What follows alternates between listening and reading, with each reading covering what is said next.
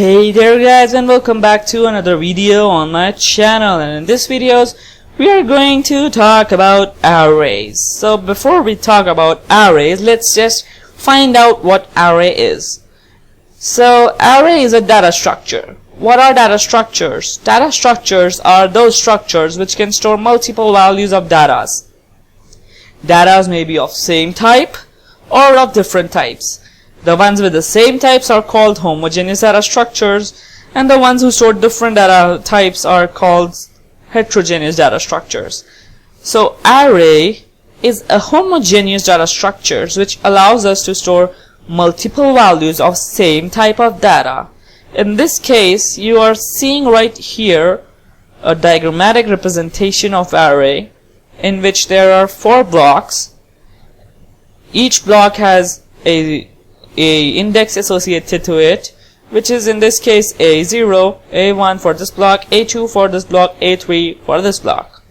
And each block has its own value. So you can say that A0 equal to 1, or A indexed 1 equal to 22, A at index 2 is equal to 33, A at index 3 is equal to 55.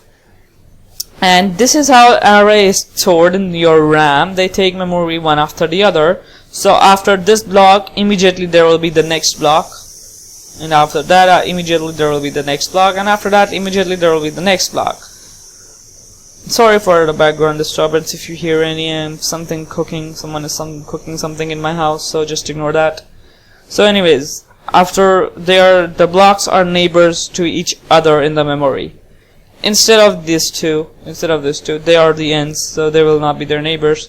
So let me just tell you what's the importance of array. Say for example you want to store age for 4 people. Okay, you can just create 4 integer variables and then store them. But now say you want to store 4,000 of per people. You can go like age 1, age 2, age 3, up to age 1000. You can create integer variables by that name, and then you can store them. But you have to take inputs in thousands of times. You will have to take inputs and you have to print them 1000 times. So that will become 1000 lines of taking input and 1000 lines of printing. So that will become 2000 lines in one go. And then also you will have to declare those 1000 of integers. So that will be quite of a pain in the ass. So that's why we have arrays. So let me just show you how arrays work. Here I have some set of code already ready. Just a basic void main code.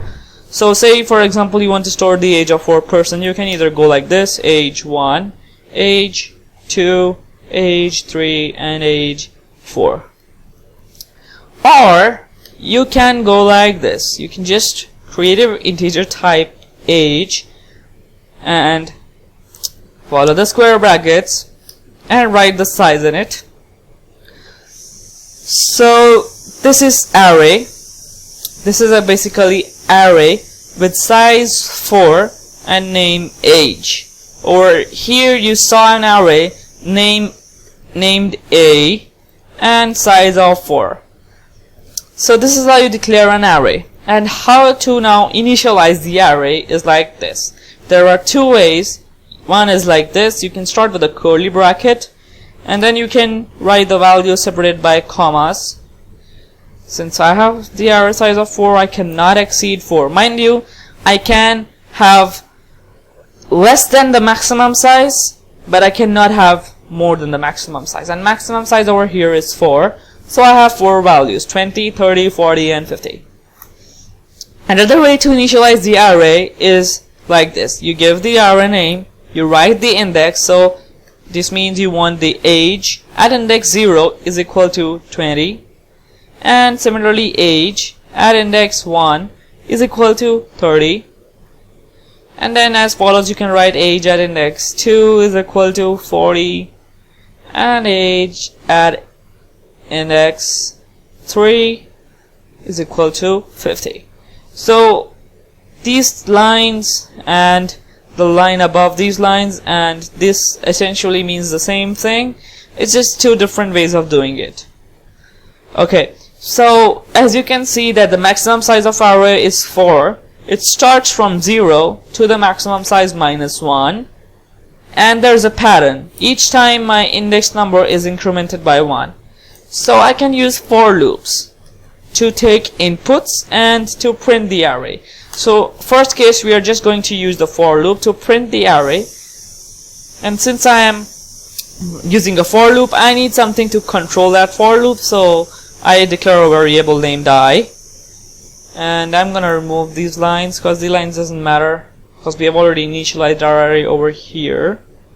And now let's just start with the loop. So we want our index to vary from 0 to less than the number of maximum size, which is 4, and we want our index to increment I one by one.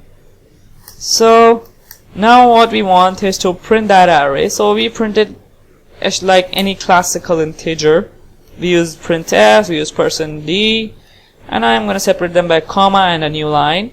And after comma, I want the value to be printed. So I want to print a at index I. I will show you what this means basically. So let me just compile it quickly for you guys and run it. There we go. We have an error. We have an error because I declared the variable array as age and I tried to print a, so a is undeclared. So what do we need to do is we need to replace this a by age. That's it. I'm gonna compile it again and then I'm gonna run it, and as you can see, it printed 20, 30, 40, 50. 20, 30, 40, 50, the way I initialized it. So what happened over here is, over here a0 becomes 20, a1 is equal to 30, a2 is equal to 40, and a3 is equal to 50. It's essentially the same thing with just the different values. So let me get back to the code. Here we go.